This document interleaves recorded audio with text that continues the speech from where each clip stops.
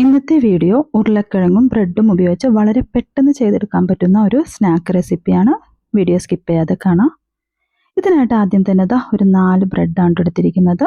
ഇനി ഇതിലേക്ക് കുറച്ച് വെള്ളം ഒഴിച്ചു കൊടുക്കാം. തണുത്ത വെള്ളമാണ് ഒഴിച്ചു കൊടുത്തത്. ഇനി ഈ വെള്ളം മുഴുവനായിട്ടൊന്ന് പിഴിഞ്ഞ് മാറ്റാം കേട്ടോ. ഇനി ഇതുപോലെ ചെയ്തെടുക്കാൻ പറ്റിയില്ലെന്നുണ്ടെങ്കിൽ ജസ്റ്റ് ഒന്ന് ആവി കയറ്റിയെടുത്താൽ മതി കേട്ടോ. ബ്രെഡ് ഒന്ന് നനഞ്ഞിരിക്കണമെന്നുള്ളൂ.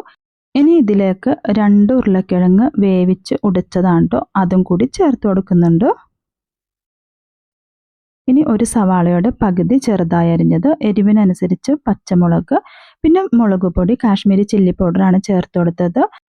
ഇനി ഇതിലേക്ക് garam masala powder, chicken masala powder ഉണ്ടെങ്കിൽ അത് ചേർത്ത് കൊടുക്കാം, ഓപ്ഷണലാണ്. പിന്നെ വേണ്ടത് കുറച്ച് മല്ലിപ്പൊടിയാണ് കേട്ടോ. പിന്നെ ആവശ്യത്തിന് ഉപ്പും കൂടി ചേർത്ത് നല്ലതുപോലെ ഒന്ന് മിക്സ് ചെയ്തെടുക്കാം.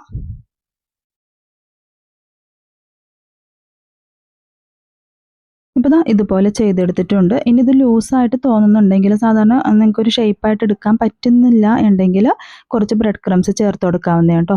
അപ്പം ഇനി ഇഷ്ടമുള്ള ഷേപ്പിൽ ചെയ്തെടുക്കാം. അപ്പം ഞാനിവിടെ ഈ ഒരു ഷേപ്പിലാണ് ചെയ്തത്. എന്നിട്ട് ബ്രെഡ് ക്രംസ് ഇതിലേക്കൊന്ന് കോട്ട് ചെയ്തെടുക്കുന്നുണ്ട്.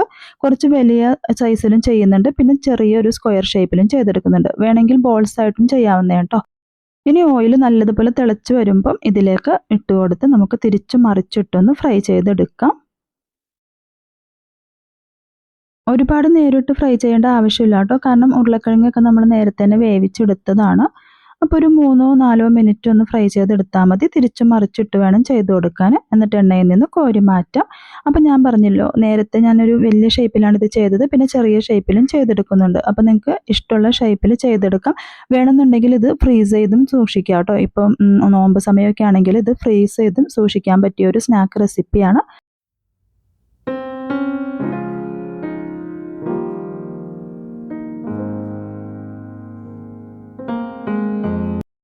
അപ്പോൾ ഇത് ചൂടോട് കൂടി തന്നെ സോസിൻ്റെ കൂടെയോ ചമ്മന്തിയുടെ കൂടെയൊക്കെ സെർവ് ചെയ്യാവുന്ന ഒരു റെസിപ്പിയാണ്.